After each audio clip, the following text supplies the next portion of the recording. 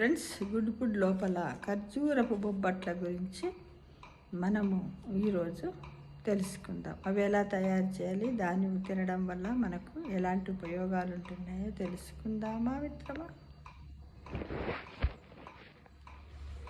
ఖర్జూరపు బొబ్బట్లు కావలసినవి: ఖర్జూరము 1.5 కప్పులు, బాదాము జీడిపప్పు పొడి 2 టేబుల్ స్పూన్లు, గోధుమ పిండి, బెల్లము తురుము 1 కప్పు చొప్పున, నీళ్ళు సరిపడ, ఏలకుల పొడి 1/2 టీ స్పూన్, నెయ్యి 8 టేబుల్ స్పూన్ల, అంతకన్నా ఎక్కువే.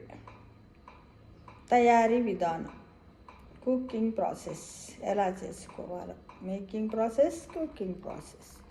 ముందుగా ఒక బౌల్ తీసుకుని అందులో గోధుమ పిండి, కొద్దిగా ఉప్పు వేసుకుని కొద్దిగా నీళ్లు పోసుకుంటూ పూరీల పిండిలా కలపాలి. అందులో కొంచెం నెయ్యి కూడా వేసి బాగా కలుపుకొని 20 నిమిషాల పాటు పక్కన పెట్టుకోవాలి. స్టవ్ మీద 1 కప్పు నీళ్లు, బెల్లము తురుము వేసి కరిగించాలి.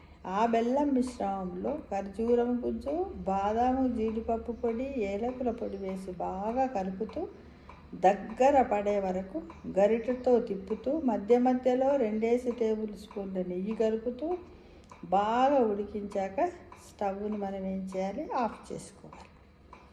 చల్లారిన తర్వాత ఆ మిశ్రమాన్ని పక్కన పెట్టుకున్న గోధుమ పిండి ముద్దను కొంచెం కొంచెం తీసుకొని రెండింటిని కలిపి ఉండలా చుట్టి చేత్తో పూరిల్లా లేదా చపాతీల్లా ఒత్తుకొని పేన మీద నెయ్యి వేసి దోరగా కాల్చుకుంటే సరిపోతుంది ఫ్రెండ్స్. దోరగా కాల్చుకుంటే సరిపోతుంది. తినడానికి ఎంతో రుచికరంగా ఉంటాయి. ఇంకా మళ్ళీ ఎక్స్ట్రా నెయ్యి పెట్టుకొని అవసరం లేదు. గోధుమ పిండిలో ఫైబర్ ఉంటుంది, ఖర్జూరంలో కూడా ఫైబర్ ఉంటుంది, స్వీట్ ఉంటుంది, తీయగా ఉంటుంది కదా. బెల్లంలో కాల్షియం ఉంటుంది. ఈ విధంగా మన శరీరానికి కావలసినటువంటి కొన్ని ఫైబర్స్, మల్టీవిటమిన్స్ కూడా మనకు దొరుకుతాయి ఫ్రెండ్స్.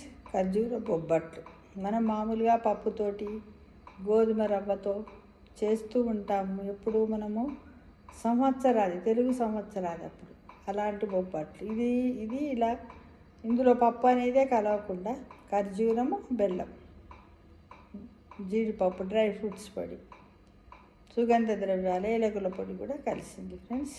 ఈ విధంగా దీన్ని ఉడకబెట్టి ఈ విధంగా బొబ్బట్టలాగా ఒత్తుకోవాలి. ఓకేనా ఫ్రెండ్స్? ఇది తిన్నట్టు అన్ని వయసుల వాళ్ళు కూడా దీన్ని తినచ్చు. ఎందుకంటే ఎక్కువ స్వీటు ఉండదు. అప్పుడప్పుడు ఇలాంటివి రుచికరమైనటువంటి వంటలు చేసుకుంటూ మన మనసు చెప్పినట్టు కొత్త వాటిని క్రియేటివ్ చేస్తూ మనం తిని మనస్సును ఎప్పుడు ఆనందంగా ఉంచుకొని లైఫ్ స్పాన్ పెంచుకోవడానికి ప్రయత్నం చేస్తూ ఉండాలి ఫ్రెండ్స్. చేద్దామా మరి? Thank you.